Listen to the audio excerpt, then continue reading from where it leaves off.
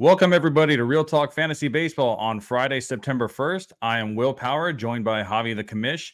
Today on the show, news and injury replacements, unfortunate Ohtani news, Bryce, Harper, and Trea Turner, are they back? And two-star pitchers, as always, all coming up on Real Talk Fantasy Baseball.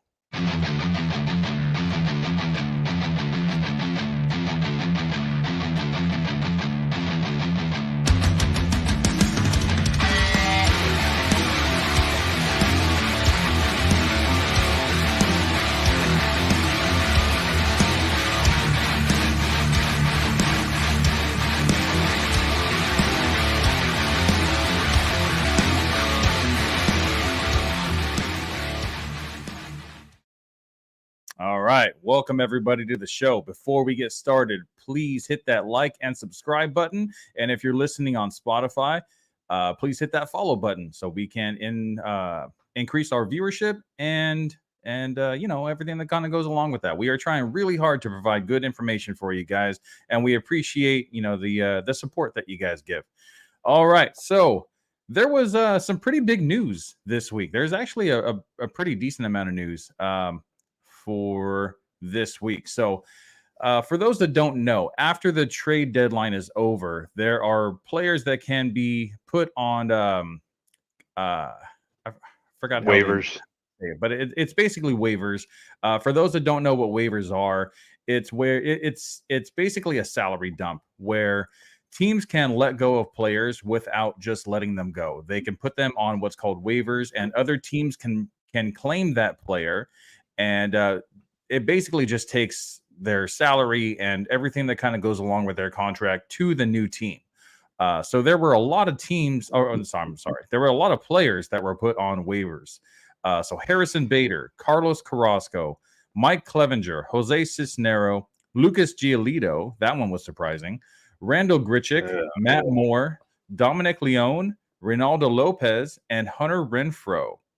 So, yeah, man, that was a lot. I don't think I've ever seen this many teams or this many players on waivers. And you know what's crazy, though, is that 6 of these players were actually from the Angels. I was about to say that. Nope. Yeah, and a lot of them were actually traded for, before the deadline. Lucas Giolito being the major one. I really don't understand why the Angels would put Lucas Giolito on waivers. And he actually did get claimed. He is on the Guardians now. So Lucas Giolito, Matt Moore, Reynaldo Lopez, they are all on the Guardians. Hunter Renfroe and Harrison Bader are on the Reds. Carlos Carrasco is still on the Mets. Mike Clevenger is still on the White Sox. Jose Cisnero is still on the Tigers. And Randall Grichuk is still on the Angels. So those were the 4 that did not get claimed on waivers. But surprising, very surprising. So I'm surprised the Reds didn't try to get Giolito, man. Yeah, I was really surprised about that too. Yeah, that's crazy, or maybe they did, but they missed out because the Guardians had the lower seed.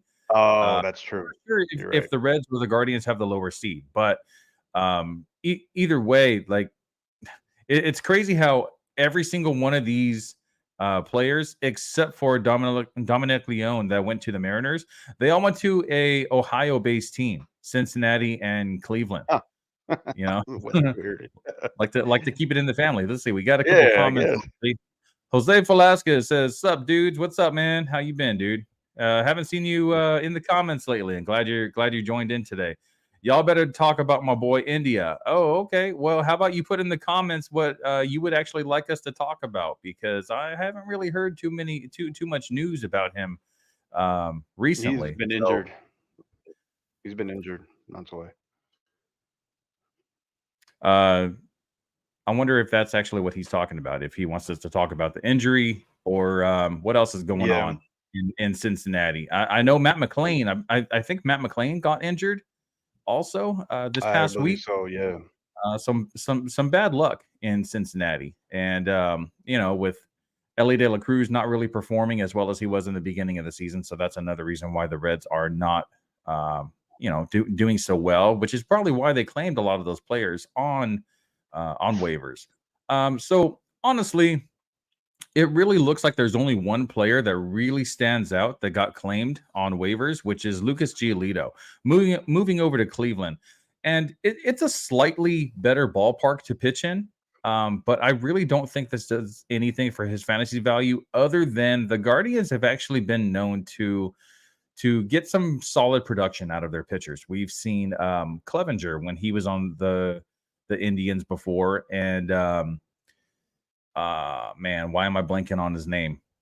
He was the ace of the staff when they went to the World Series in, what was that, like 2016 or something? He's on the Yankees now. I don't know why I'm blanking on his name.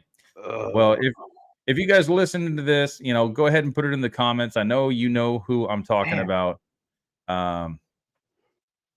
Yeah, I believe he's actually a Cy Holy Young crap. Award winner as well. Totally went You know blank. who I'm talking about, right? Oh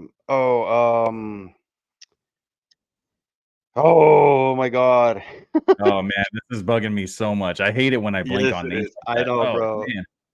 That's the age, my boy. That's the age. Yeah, seriously. Or could be something else. No, I'm not saying anything else, All Yeah, right. right. So, that was basically all the waivers news. Moving on to, where is this at? I'm sorry. I am very scatterbrained because I couldn't think of the pitcher's name. All right. So other Damn, news, that's gonna Josh be lingering in Donaldson. my head for a minute, man. It's right on the tip of my tongue. I swear if like Tony or Carlos were on the show, they'd be like, "Oh, it's this guy," Other news. So Josh Donaldson was released by the Yeah. Yankees after hitting 142 in 2023 in the 2023 season. I don't really think this really has any fantasy value, but I think it is actually noteworthy because Josh Donaldson was regarded as one of top 5 third basemen in the league at one point in his career, and his career just kind of took a dump after the injury concerns. That this dude's injured every single season, and it seems like we're lucky to see maybe 200 plate appearances from Josh Donaldson. He did get picked up. I don't remember which team it was, but I don't really think he's fantasy relevant anyway. So yeah, we can go ahead and move on. Starting pitcher news: Dodgers Tony Gonsolin to undergo Tommy John surgery. Likely out all of 2024 as well. The Padres place Yu Darvish on the 15-day injured list with right elbow inflammation. That doesn't sound good either. And last starting pitcher, Shohei Ohtani's season on the mound is done after suffering a UCL tear. That is pretty catastrophic news, especially for the front runner of MVP, AL MVP. So I still think that he's going to be the front runner for AL MVP. I don't think anyone can really, anyone even comes close, especially because not only is he a top pitcher, but he is a top hitter as well. I believe he leads the league in home runs, Well, he's still RBIs. hitting. That's the He's crazy still thing. hitting. He's still He's still hitting. hitting because apparently you don't need a UCL for power in your swing, at least for this guy. See, I was reading about this. The first time that he had some kind of issue with his elbow. He had Tommy John surgery already, and they were saying that he held off to do the procedure the same way he's holding off right now. Like everybody is telling him, get the surgery, get it done. But I was reading that the first time he went through this whole process, he actually took his time to make the decision to do the surgery. Now, is what I think he's trying to do is he's trying to keep pace with whatever he's trying to do, right? Like he might be the first dude to go, what is it, 50 and 20, 50 and 25 stolen bases, first player in MLB history to do something like that. And I think he's just trying to win that MVP. They're saying that he's close to, he might even get a triple crown. He's not that many points away from like the RBIs and the batting average and stuff like that. Um, maybe he's trying to like bulk up his numbers, knowing that he's going to get surgery and knowing he's going to be a free agent. Maybe he doesn't want to lose that appeal to where, if somebody's trying to sign him, like, yo, this is what you're going to get, but I'm going to be out for a while. So, you know what? I don't know, bro. It just kind of was lingering in my head. Like that might be the reason why he doesn't just make the decision of getting the surgery done right away. Yeah, I think there's still going to be a discount for Shohei Ohtani, but I don't think it's going to be Yeah, that much because you're still getting one of the top hitters in baseball. He's pretty damn near close to number one. There, honestly, Ronald Acuna is number one in my opinion. Ronald Acuna is on I think he actually just broke history as well. He just bro, broke the record. He is the dude, the first player to get 30 home runs and 60 stolen bases in a single season. I didn't even know he had 60 stolen bases, dude. That is crazy, Holy especially crap! was it last year? I think he ran into the wall and hurt his knee, or was it the year before? Yeah.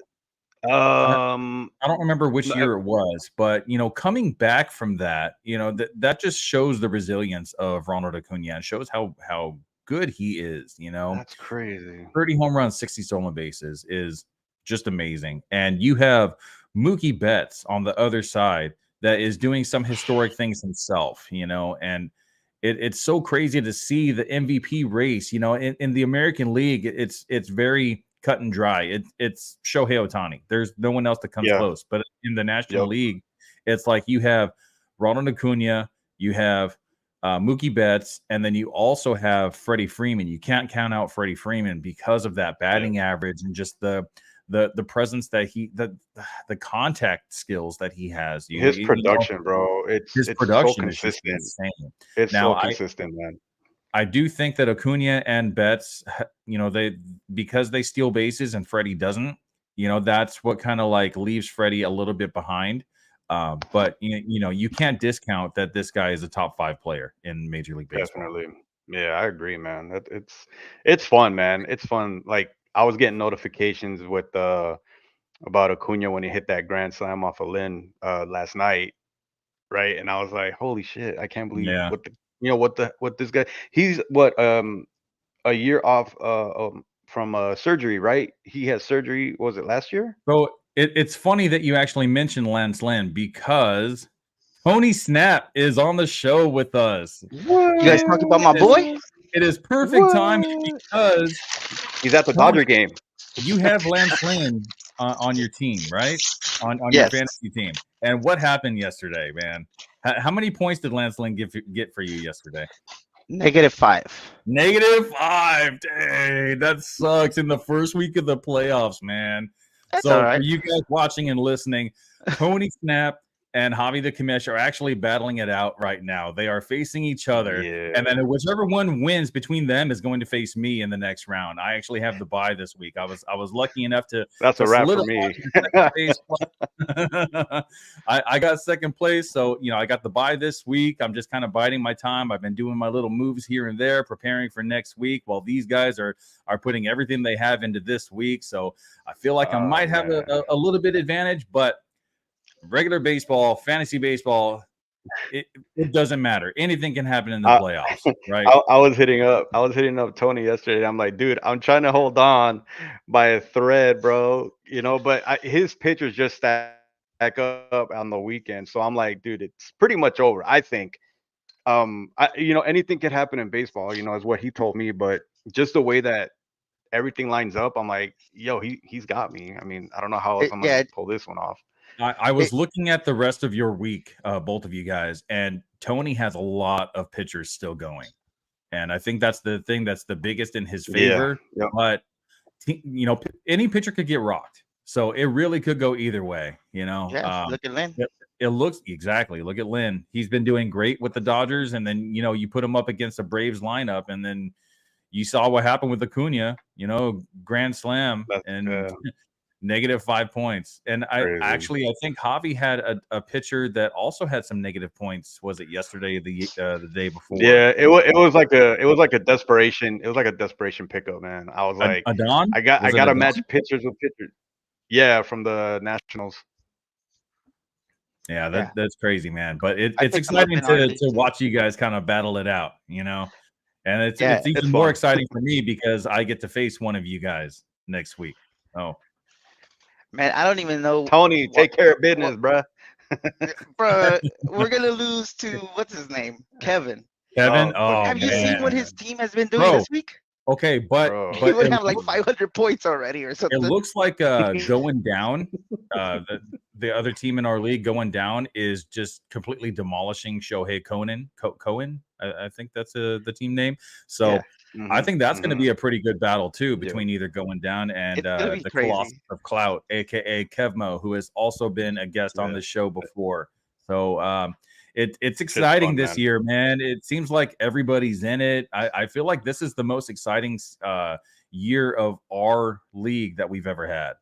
You know, there's so many there's such good battles going on right now. You know, I feel like in previous seasons there's been teams that kind of just like squeak in, you know, but I feel like the teams that are in the playoffs are actually the ones that deserve to be there this year. Sorry for Carlos. Carlos did not make it.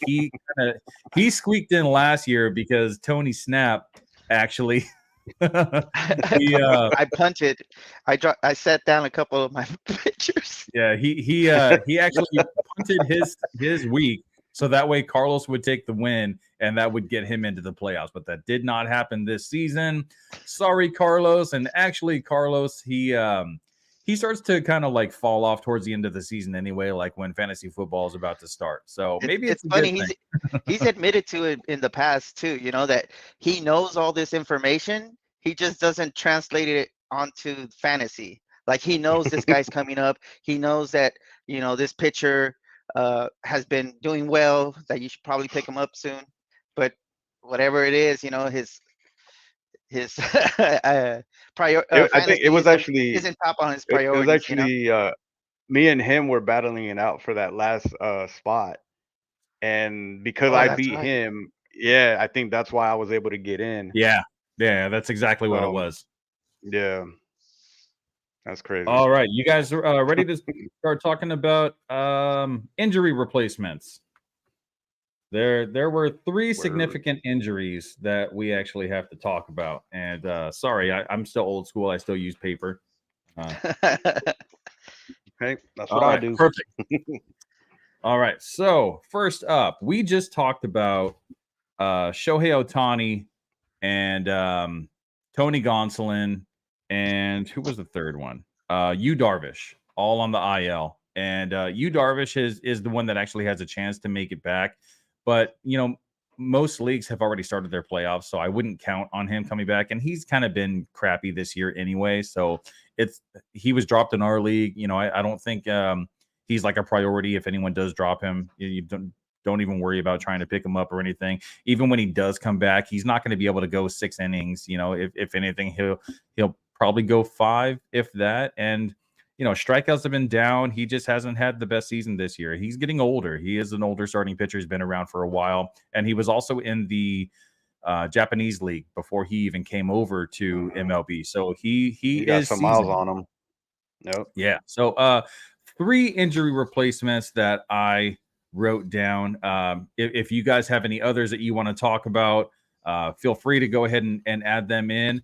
The first guy I want to talk about, just an amazing resurgence from this guy. We talked about him last week. I've talked about him multiple times. That's Cole Ragans from the Kansas City Royals.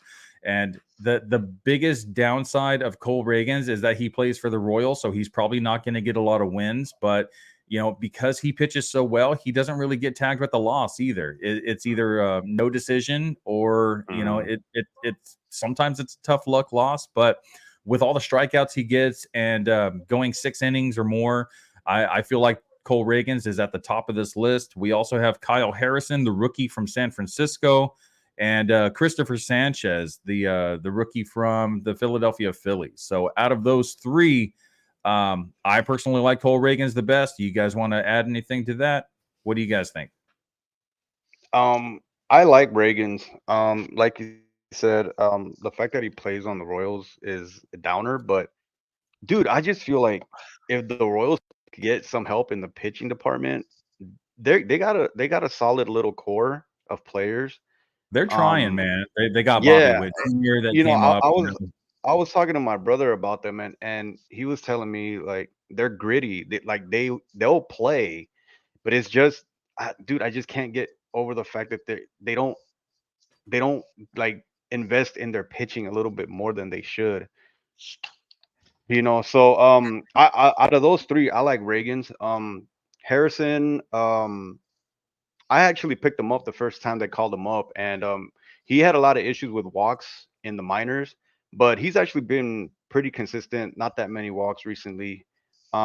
Christopher Sanchez, he's been all right, but the one that stands out for me is Cole Ragans. We actually talked about him on the last show, and dude, his strikeouts is crazy, man. It's Yeah, crazy. I think we mentioned that he actually had the most strikeouts out of any qualifying pitcher in the month of August, and Yep. that is covering all of Major League Baseball. And for a guy like Cole Ragans to just kind of come out of nowhere and do that's nothing short of amazing. Tony, what do you think? Well, I agree with all with what you guys said. I would prefer Cole Reagans over the other two, Kyle Harrison and Christopher Sanchez, and I would rank them in that order: Hmm. Reagans, Harrison, and Sanchez. Um, Reagans has been good, man, and like you said, Javi, I don't know why Kansas City doesn't invest more in their pitching because it Yeah. does look like they're getting the pieces together in their offense. So it's time to start building that bullpen, the pitch. Well, the bullpen's been Yeah. all right, Bullpen's but been good. that Hmm. starting pitching is what really needs to be addressed. So Right. maybe Yeah, Cole guys Rogans like is Brady Singer just aren't they're not cutting it. Yeah.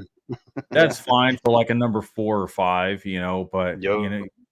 with Cole Reagans, I don't know if this is just a fluke because when we saw him with the Rangers, he was terrible coming out of the bullpen. He had like a 7 ERA, and I don't even know why the Royals even traded for him. They must have saw something in him that the Rangers didn't, and apparently they fixed him. So I'm really looking forward to actually next season. I have him in two of my leagues, and they are both keeper leagues. So I'm kind of debating if I actually want to Mm, keep him for super cheap for next season. yeah. He's Well, it got the really potential. depends. You can see it, man. You can see it. Yeah. So Cole Reagans, since he got called up or since he got traded to the Royals, he has a 176 ERA, an expected ERA of 295. Under 3 is always great. Christopher Sanchez has a 348 ERA, a 374 expected ERA.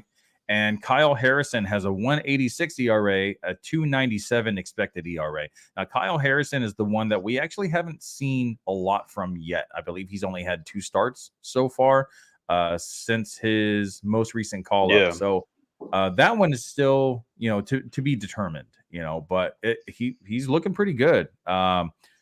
Strikeout rate is good. Doesn't allow a lot of barrels. The barrel percentage against him is only 5%. But like I said, it's only been a small sample size. It's only been 2 starts. So I think out of all these 3, they are really good options for rest of season. So if you can go ahead and pick up any of these 3 or all 3, go ahead and hold on to them. And in your playoffs, I think that'll give you a little bit of a boost. Yeah, you're probably not in the playoffs if you're looking to pick up all 3 of them. To be honest, True story. True story. um, yeah. I would like to add though, since we are on the topic of like finding uh, injury replacements for pitcher, um, Brandon Williamson with the Mhm. Reds has been doing really well. He's projected to pitch this Sunday, so you know, like we have our playoffs this week. Sunday is you know do or die pretty much. So if you're able to pick him up, I would do so. And then also, I feel like he doesn't get enough love because he was like hurt like half the season, if not more. Jose Quintana Mm. with the Mets, and the Mets aren't really great right now, but I mean, He's been um, solid. he's been solid. So I would definitely. I would pick him up too, because he's lowly rostered too. I feel like people are just streaming him right now, but he's a hold for me, and he has been Yeah. a hold for me for probably like 3 weeks now. So You know, I like what uh, he's I, doing. I, I'll add one more thing before we change topics. So we're figuring out who to pick up. If you're in the fantasy playoffs and whatnot, you also might want to take into consideration like the teams that these guys play for. You know, if you got a guy pitching for the Royals and then you got another guy pitching for the I have it. Giants and then you got another guy pitching for the Phillies. If you're looking for wins. I Oh, mean, sorry. out of the three, who's going to get you the win? Who's going to get you the dub? Who plays on a better offensive team? You got to kind of take that into consideration too. I mean, depending on what your settings are in your fantasy league, how many points a win gets, those are still positive points, right?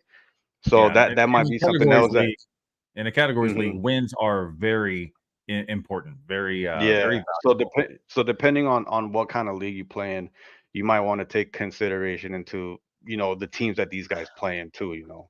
Strikeouts and everything is cool, but then the dubs, that counts The too. So matchups, yeah, matter. yeah, definitely.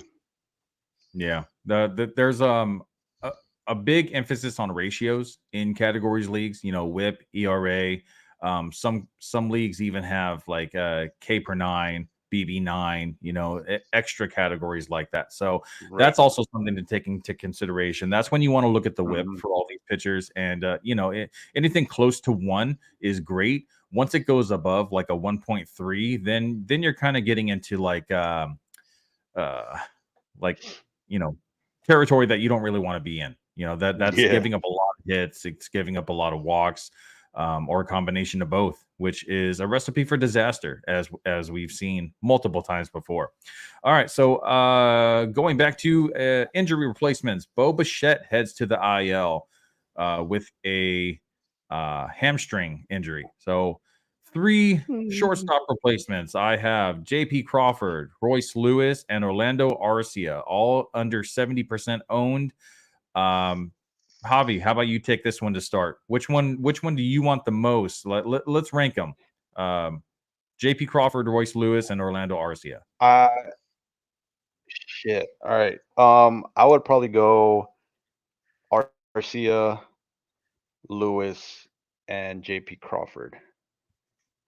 Simply because Arcia has been like um he just kind of came out of I don't want to say he came out of nowhere, but nobody was really looking at this guy, beginning of the season.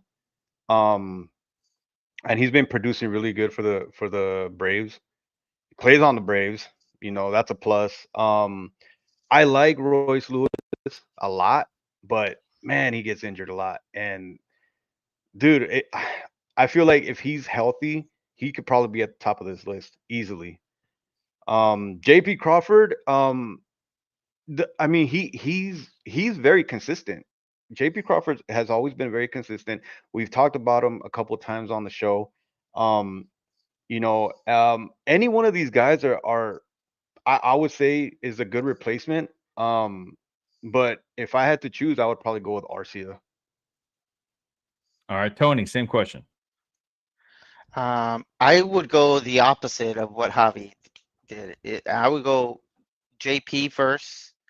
Um, so Crawford, Lewis, and then Arcia.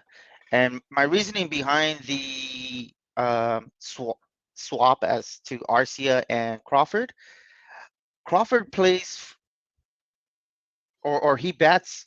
He's the leadoff batter right now, and he's been showing some pop lately, playing for one of the hottest teams. They have I think there's like a three-way tie there. So they're just like the Braves are. Like they're constantly just on it. I feel like Mm. Seattle has to keep their foot on the gas to keep up with the rest of the division, because I believe they are in a three-way tie for that number one spot. See, and that's Uh, that's actually a really good thing because it makes the players try exactly. harder to Yeah. Right. really get that production Yeah. for the team, not just for themselves but for the team, which helps us as fantasy owners. Yeah. And Seattle has the better matchups going forward than the Braves. So that's my other kind of like why I lean towards Crawford.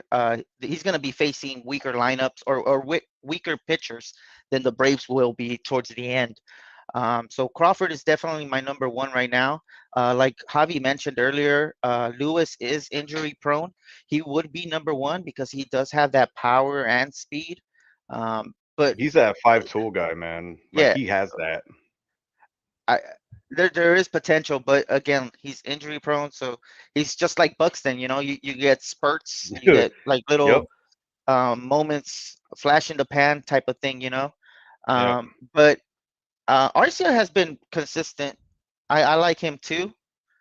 Um, I had him most of the season actually, and then I ended up just dropping him because um, he would get me like 10, 12 points when I saw the potential of other players who, depending on their matchups, would get 20, 25, So if you're looking for consistency and you just want to stick with that route, definitely Arcia. But me, just overall, I feel like Crawford has more power than Arcia, and he, like I said, he's batting leadoff for one of the hottest teams in baseball right now. So Crawford. So I get where you guys are coming from, with your take on the shortstop position right here, but I think this is the first time where all of us are actually disagreeing on this, because I'm actually going Royce Lewis number 1. And I understand he has injury concerns, but It's only a month left. the injury concerns to me are not too much because of the type of injuries that he sustained. All right, so let me just show you guys this real quick, because I was working on this earlier. So now this is Royce Lewis. This is last year. So last year he's in center field, runs towards to catch a ball, actually makes the catch, runs into the wall, and re-injures his ACL. So it knocks him out of the season. And here we have this season.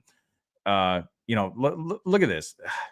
It was so bad, dude. I remember watching this in real time, flipping over the first baseman, completely landing on his face, scorpioned, and this knocked him out of contention for about a month. And then he has another. Yeah, that's so bad. Ooh, and then he gets an oblique strain about a month after. So the oblique strain is really the only thing that would worry me, because the other 2 injuries were just freak accidents, that could really happen to anybody.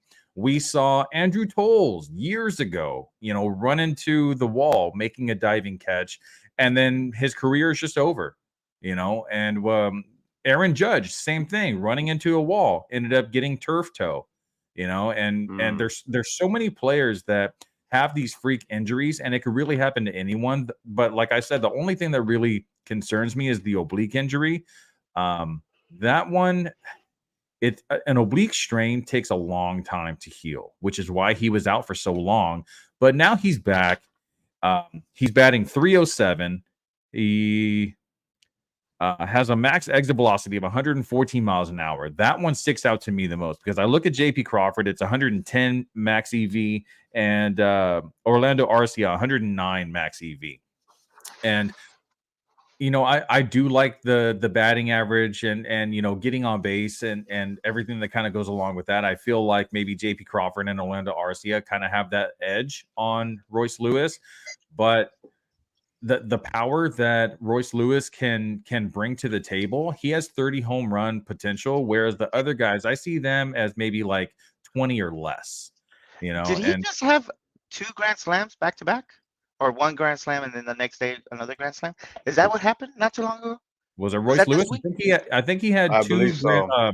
It was 2 games in a row that he had grand slams. There you go. Yeah, that's crazy, man. That is. And he bets like in the heart of the lineup, right? Like third, that's fourth. The thing that I was going to mention is that he bats like 4th or 5th, whereas you mentioned that JP Crawford bats first. That's great.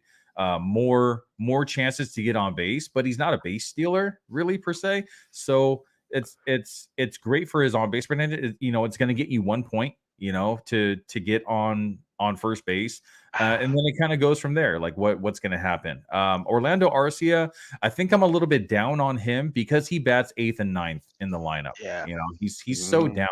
The thing with the Braves is super stacked. I think that they have the best lineup in baseball, and that is the reason why he's batting so low. On any other team, he'd probably be batting 5th or 6th, but because he's on the Braves, he's 8th and 9th, and that kind of like brings his production down a little bit because he doesn't see as many at bats.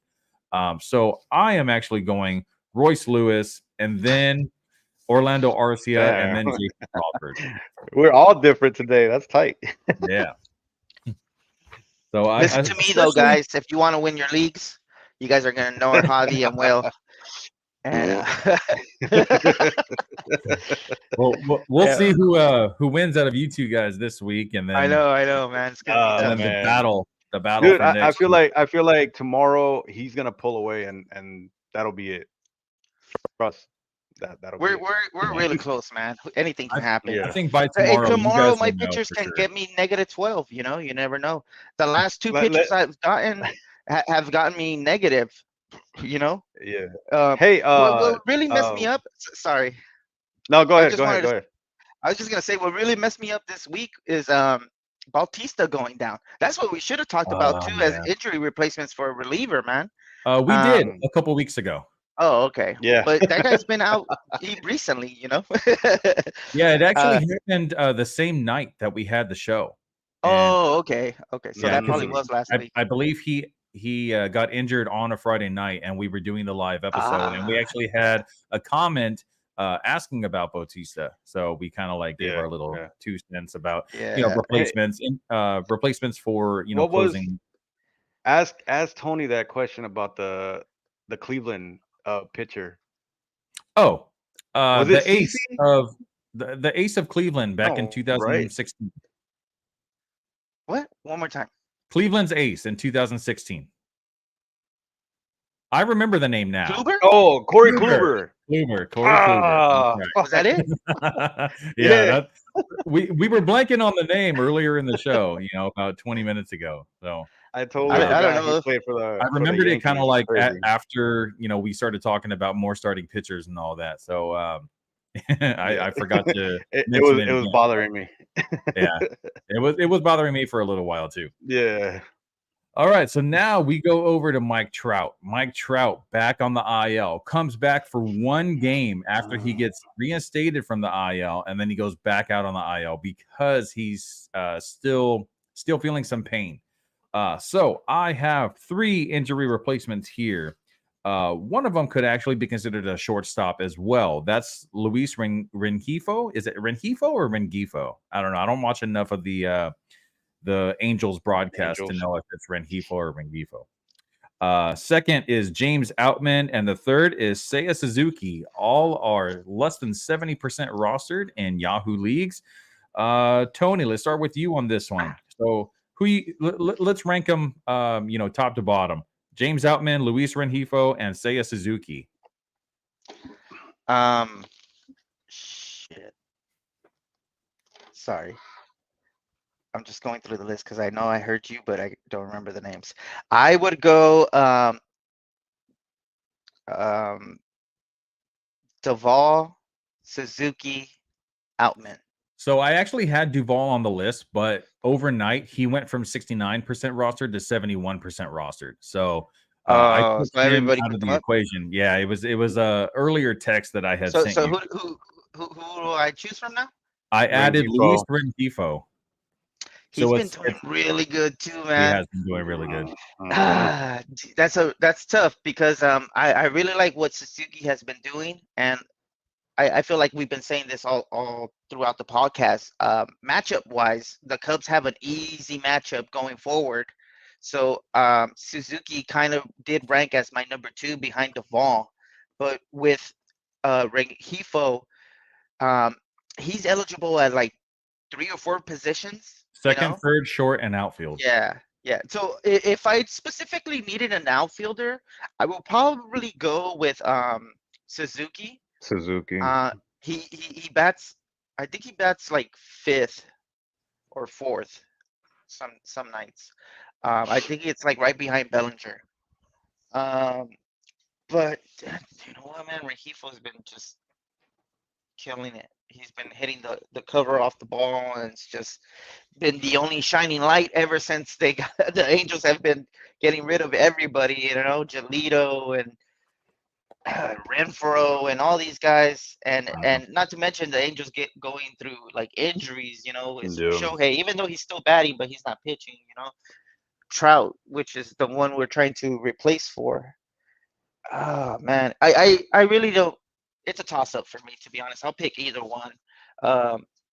So I'm guessing you have Outman on the last. the last Yeah, of your list. I'm going definitely. Yeah. Outman. I'm not. He's been okay. You know, his He's service. very sporadic, man. He's very Yeah, sporadic, dude. and That's the problem with him. even when he does go off, it's not like, whoa, he got me 30, 40 points this week. It's when he Yeah, goes off, it's like, oh, he got me 20, 25.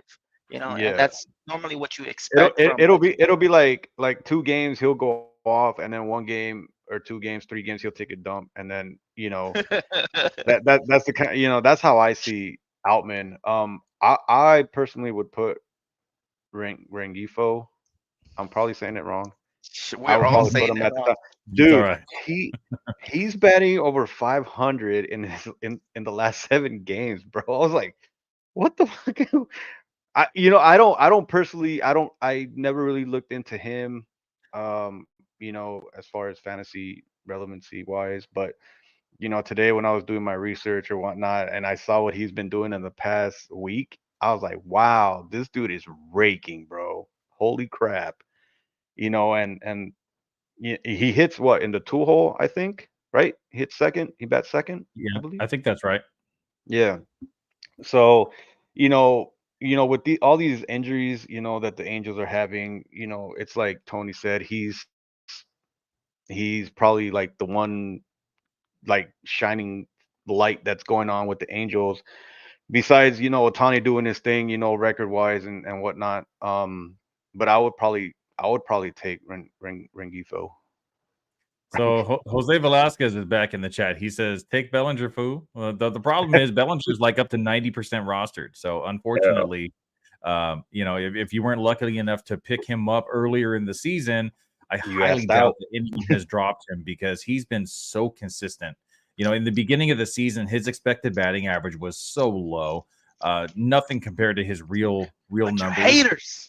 But Every in time, I stuck recent, with my in boy recent throughout the months, whole season, bro. I drafted him.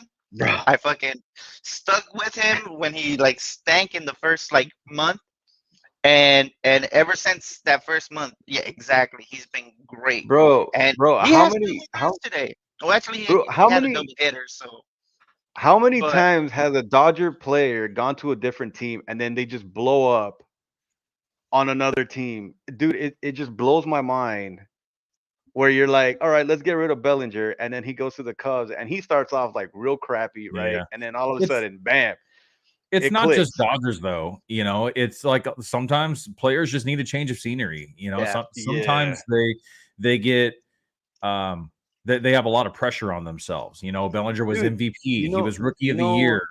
how many the times does one it happen to New York? Where Yeah. people leave New York dude, and they didn't just so much better too. didn't we have because there's always one player that sticks out to me every time that this subject comes up. He played for the Dodgers and then he went to the White Sox. Was it Pollock? Konerko?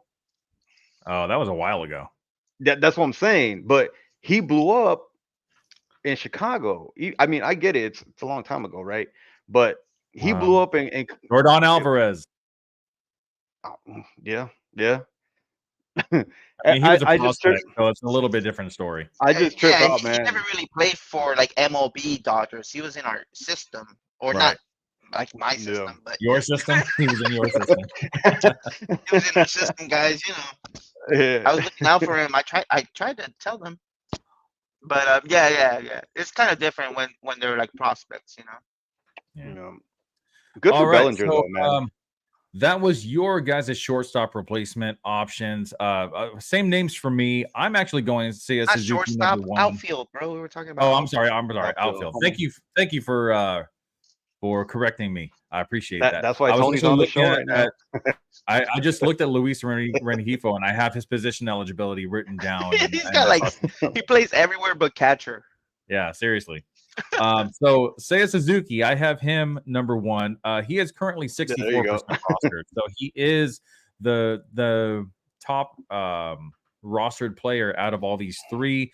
The reason why I like Seiya Suzuki a little bit more, his lefty righty splits are basically neck and neck. It's 264 and 262.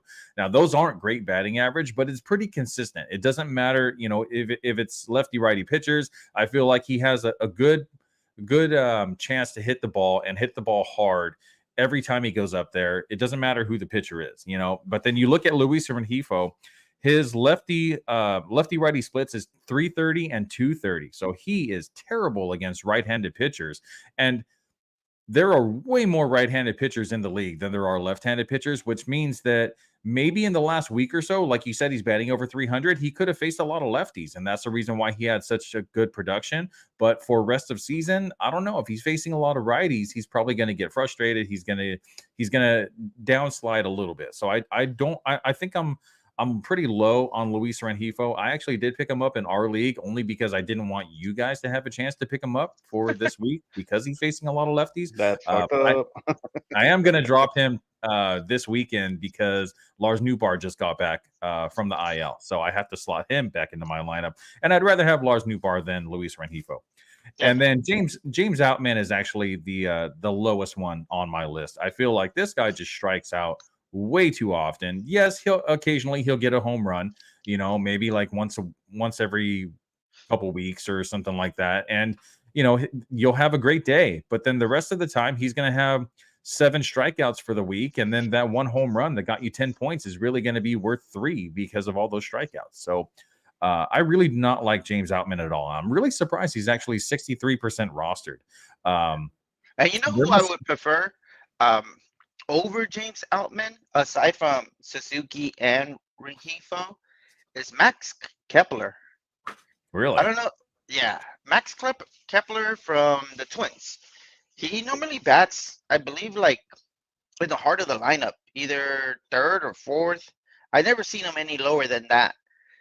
He is a little kind of injury prone, not as much as like Lewis or those other guys we were talking about earlier, but he's been doing really good lately, Yeah, the last month he's batting 317 with 6 home runs. So that is pretty decent production. And he bats in the middle of the Twins lineup as well, either 3 or number 4.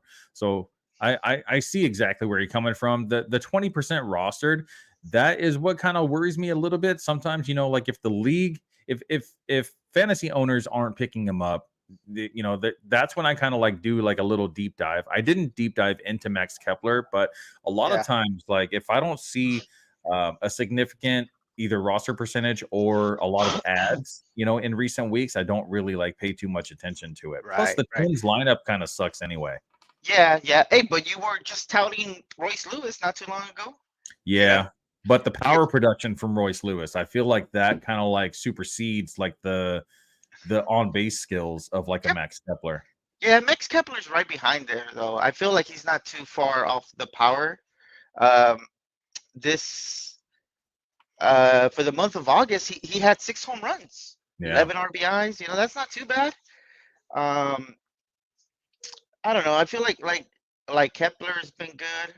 I'm looking at like available players, and I don't like him, and I probably wouldn't choose him more than likely. But I would probably still pick, like if I had to choose, and there was like none of these guys ahead of the guys we've been talking about are available, is Eddie Rosario. He normally sits against lefties, but depending on the week, like you said, there's not many lefties, so he'll play against righties, but it really depends. Sometimes sometimes there's a week where they're facing 3 or 4 lefties, so he's sitting down, But when he is facing these righties, he's still producing. He also has, let's see, 4 home runs, 16 RBIs. That's not too bad, But like I said, he does sit down, and he is kind of like Arcia, batting towards the bottom of the lineup because the Braves are so stacked, But Outman, I wouldn't be looking at Outman, to be honest. Like when I saw the list, I was like, Outman, why? I chose Outman because he was on the most added list, and because his roster percentage is so high. It's right under that 70% mark. We got a couple more comments. Let's see. It's Jose Velasquez says, has Suzuki broken out of his funk? He was in the shadow realm for a minute. So his last 2 weeks, he's batting 340 with over 1,000 OPS, 2 home runs to go along with that. So that's some Mortal Kombat stuff. He has 5 home runs for the month. So that 5 home runs is not too good, but He That's all right. is in the Chicago Cubs lineup, and the Cubs are actually doing surprisingly well this season. Yeah, and they have easy matchups going forward. Yeah, that's what happens when you play in the Central. And Jose also says, what about Riley Green? Riley Green was doing amazing in the beginning of the season, like towards the middle also, but he has fallen off a lot. I haven't looked at his numbers recently. I actually dropped him I feel like he's like what's I his don't know, a roster couple weeks rate? ago. I feel like that's why we He's- can't talk about him because He's at probably rostered. 61%. It's actually a -4 from the last week. Let's see. The last 2 weeks, he's batting 137 with only 4 runs, 2 RBI, no home runs. Yeah, So I would be dropping. I would drop Green for any of the guys that I mentioned, except for Outman. except for Outman. Well, actually, probably even Outman, because like we said earlier, Outman has these spurts where he does go off, and it does. If Green is batting 147, I'm done with him. Right. It's playoffs, or we're going towards the playoffs. I want somebody a little bit more productive than that. Yep. You know what actually kind of brings me down about Outman also is he's a left-handed bat, but he hits lefties way better than he hits righties. I actually have his splits right here. Let me see. So he bats 294 against lefties and 240 against righties. And usually that's completely opposite when you're a left-handed bat. So almost it's very, very surprising, to see that. But that actually could explain his struggles. That he hits lefties better, and he sees a lot more righties. And since he struggles against righties, that's going to bring batting average down and contact down, and everything basically. So I think his roster percentage is so high because of the power that he could bring to the plate, and also because he's in the Dodgers lineup, and the Dodgers are another team that scores a lot of runs, and he's right there basically every day playing center field for the Dodgers. So all right, so that was outfield replacements. So we did starting pitcher, shortstop, and outfield. All right, next thing I want to talk about is Jose Altuve. Jose Altuve made history. Man, you scared me for a little bit. I'm all like, what happened? You thought he got lit. I was so worried right now. All right, I'm gonna play this video for you guys. This was a few days ago. Jose Altuve hit for the cycle. He hits a double, a single, a triple, and then finishes off with a home run. First time Jose Altuve has done that in his long career, and it was the first time in Astros history. I think they said since 2003, if I'm not wrong. So the past 20 years, no one for the Astros has hit for the cycle, and Jose Altuve has done it. And it doesn't really mean too much for fantasy, except for in our league, because hitting for the cycle, I think it's like 10 points in addition to all the other points that you get for, just his regular, his single, his double, his triple, all that. So I think on the day he actually had like over 40 points. Tony, you know all about that, right? Do you remember how many points he had that day? I wish he had 40 points. It was close to it. I think it was like 30. Yeah, it was like 30 something. Bro, I feel like him hitting for that cycle kind of I don't want to say it kind of lost the week for me, but my pitching was doing so good that I think it was Monday or Tuesday that he did that, and I was like, fuck yeah. And then I see him hit the cycle, and I'm like, great. There's 30 freaking points right there. Yeah, 31 points. Yeah. And I was like, man, our league. That was crazy, dude.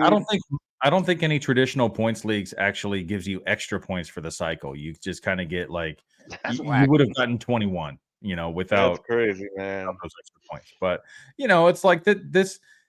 How many batters, in their careers are going to hit for the cycle? It's a very low percentage. Same thing with no hitters and perfect games, which is why a no hitter is worth 10 points and then a perfect game is worth 20. A lot of times it's the defense. Dude, honestly, I thought he would have done it. He would have done it earlier. He would have done it sooner. Knowing how he hits. Not in a year where he's actually. For a little dude. Yeah, for a little dude, he's got some pop in his bat. So he's gonna get a single. He can get a double, and he's got the speed to get a triple. I thought he would have done this years ago, honestly, like in his prime. Yeah, and he actually but good for him. he was on the IL most of this season, so he doesn't even really have like too much playing time this season. And for him to come out and do this, it's a good sign. He has been struggling this season. He's been a benefactor of some really good luck. His batting average does not show how much he's actually been struggling, but a lot of soft contact, a lot of strikeouts this season for Jose Altuve. But it looks like he's healthy, and he could be a really good asset in fantasy lineups for the playoffs coming up. All right, we are at 55 minutes, so we are going to go ahead and skip to the 2-start pitchers. No. If What are we skipping? we are skipping I guess I could mention it real quick. Bryce Harper and Trea Turner. They are just. Oh, they're back, bro. They're playing amazing right now. But are they though? Because I mean, honestly, Harper is looking really good, but Trea Turner, I don't know. It's the power's up, but he's not running. He hasn't been running. He's not stealing bases right now, which is one of the reasons why he was drafted so high in drafts this season. And his plate discipline, it's not really improving. He had 21 strikeouts in August. That's about a 20%, where for his career, he's more at like a 15, 16%. And it seems like this season has just been really bad for him, maybe because of the change of scenery. It was the opposite for him, where the change of scenery actually kind of made him go into a decline. But they were also expecting a lot out of him, coming from LA and from the Nationals before that. I feel like, being in the Dodgers lineup, he was amazing, but he's also a little bit overshadowed by Freddie Freeman and Mookie Betts. But then going over to the Phillies, Bryce Harper wasn't there yet. So Trea Turner was supposed to be the guy to kind of like bring the Phillies offense and help them win games, until Harper actually gets back. And when Harper came back, he's been amazing. He's been great contact skills, batting over 300 almost every month. There was only 1 month, I think, that he batted like 250, but every other month he's been batting over 300 with like a close to 400 OBP.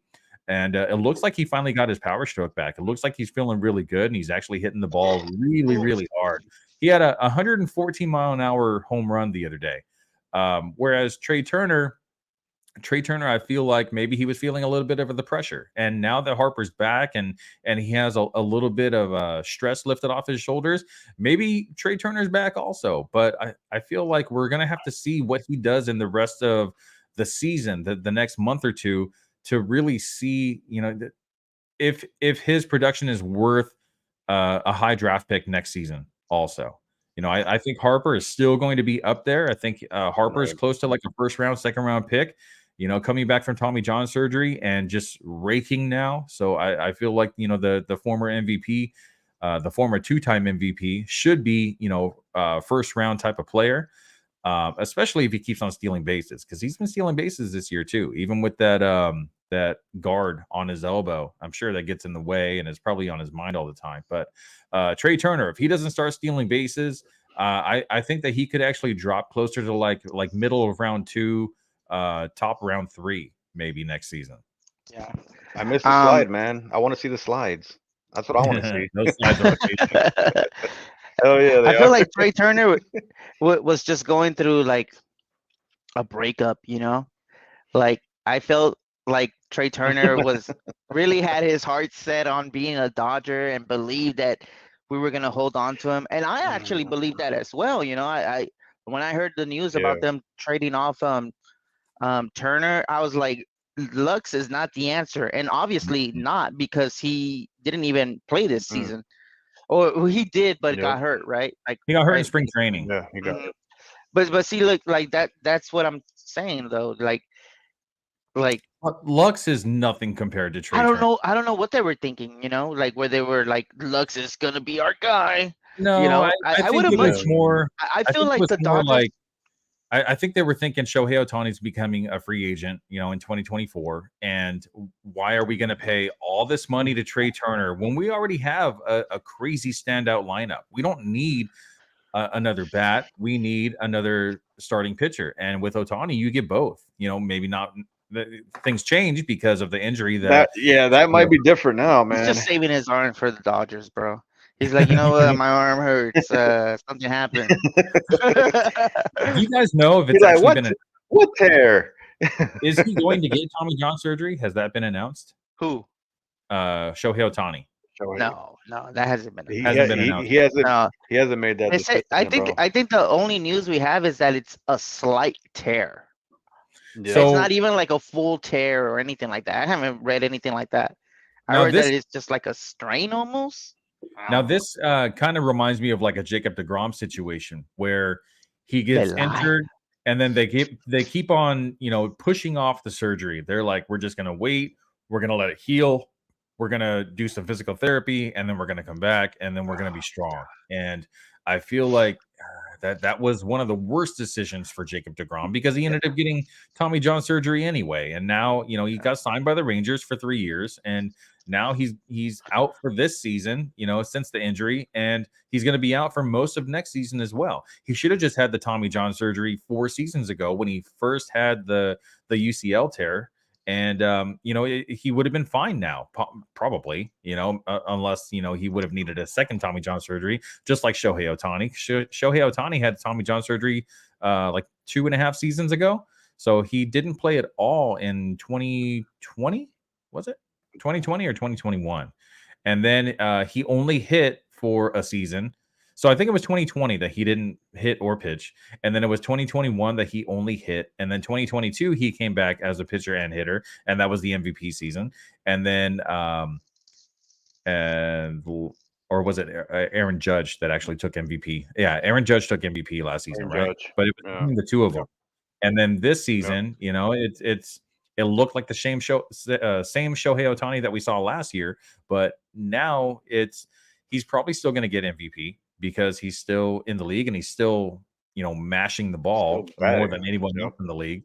And the only thing now is we're not going to be able to see him pitch, you know, for another year. So that kind of sucks. But they should definitely like take 100 mil, 150 mil off the table.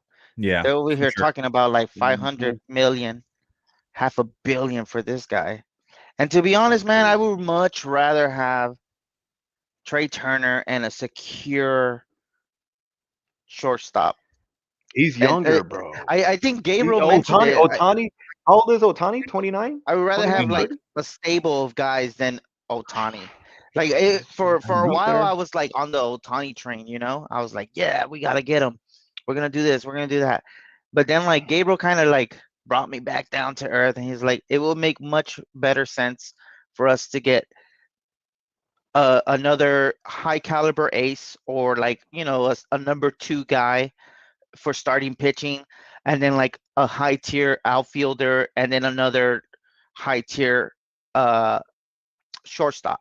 And we'll probably be spending around the same, about 500 million to 600 million. This is exactly what I was talking about in the beginning of the season when I think it was Javi and Carlos that were on the show with me, and I was like, I love Ohtani, but I don't want him on the Dodgers. I don't want the Dodgers to sign him because, you know, if he gets hurt, then that means no hitter and no pitcher. You're going to be missing out on both of those. But if you go out and you get a really good hitter and a really good starting pitcher, you know, if one goes down, it has nothing to do with the other one, you know, and you could spend 300 million on a hitter and then 300 million on a pitcher.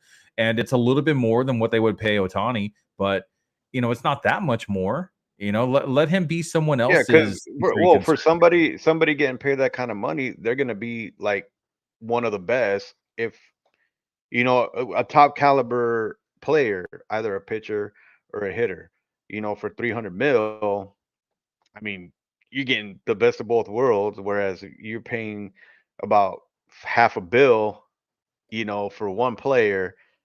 And like you said, if he gets hurt, you know, he's starting to get up there in age. That's why I was asking you, how old is he? Yeah. I mean, and how long can he really go pitching and hitting? You know, you're going to sign him for a long contract. At that elite level too, you know? Sure. Yeah. I would guess you're like expecting 4 him years. to do that. I'd say by the time he's like 33, 34, that's when we're going to start seeing a little bit of a decline because he's been in the Japanese league for so long that he finally came over here when he was 26, you know, but 26 years old, a 26-year-old rookie. We talk about those guys as kind of just like, why didn't they get called up sooner? And there's concerns unless they went to It's college. like they're veterans. Yeah, basically. All right. Yeah. 2-star pitchers real quick because we're at an hour and 5 minutes already. So I had one that unfortunately he got injured and he only pitched 1 inning, and it looks like he's going to be starting on Wednesday instead of Monday, and that was Gavin Williams. So unfortunately, Gavin Williams is not going to be facing Minnesota and the Angels next week, but he is going to be facing Minnesota on Wednesday. So 1 start streamer, I would definitely add Gavin Williams. He's only 36% rostered. He was supposed to start against Tony and he got hurt. Yeah, 1 inning, only 1 inning, and no strikeouts in that inning, unfortunately. So the other pitcher that I have, the other 2-star pitcher that I want to talk about is Kyle Hendricks, who is currently 37% rostered. You took my guy. Versus San Francisco and versus Arizona. So Kyle Hendricks is not going to get you a lot of strikeouts. He is a ground ball pitcher, amazing changeup, amazing sinker, which means that he's going to get a lot of soft contact. It's going to go on the ground a lot. The Cubs have a decent infield, so it would help Kyle Hendricks a little bit more if he had like all-stars, in defensive positions. But, because the ground because the ball is hit on the ground so much, that means that his whip is going to be a little bit higher because, infield hits and finding holes and stuff like that. The best part about Kyle Hendricks' game is he limits runs. So he does give up a lot of hits. And in the beginning, when he first got back from the IL this season, he was giving up a lot of walks as well. But he does know how to limit runs. He has a 3.59 ERA this season. The expected ERA is a little bit higher because he's such a ground ball pitcher. It's at a 4.04, a 135 whip. So categories leagues, I'm actually going to stay away from Kyle Hendricks for the 2-star week. I know in categories leagues, you're searching for strikeouts and ratios and hopefully the win, and he might get the win. He might get 2 wins next week. Arizona's not playing as well as they were, and San Francisco is, they're playing in Chicago, so it's a little bit different. San Francisco is known for triples alley, where the ball just keeps on bouncing all the way to the wall, and it takes a while for the outfielders to get to it, and then by that time, a lot of the base runners are either on second or third. But I do like Kyle Hendricks for the 2 starts in a points league. Javi, I guess I took your 2-star pitcher for next week. Another one that you maybe want to talk about? You want to add? No, he was the only one that kind of stood out for me. Aside from a crappy game that I think his last start was kind of bad. Other than that, he's been pretty consistent, man. So he's going up against weaker lineups, for the 2 starts. So yeah, I mean, you pretty much said everything that I was gonna say. Yeah, if he's there, Tony, grab him. I think you're on mute. I can't hear you. My bad.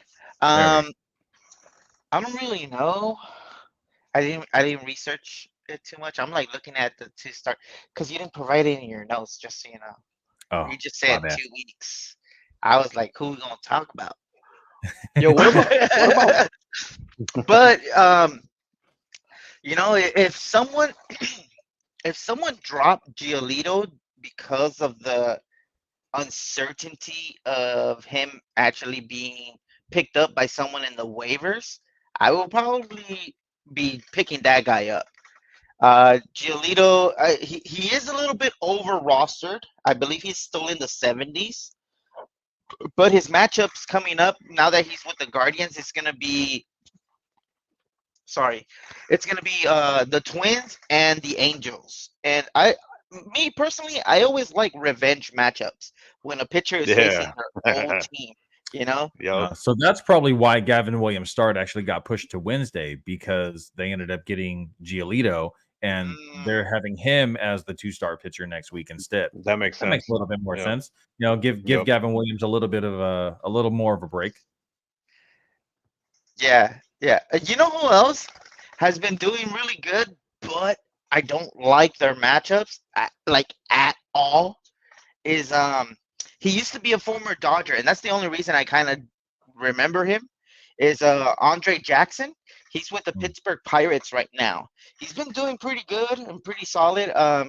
Nothing like flashy, you know. He's not getting you like 20 or 25 points, but he is getting you about 12 to 15 points recently. Andre Jackson, he does have 2 starts this week, but they're against like the worst teams possible. It's against the Braves and the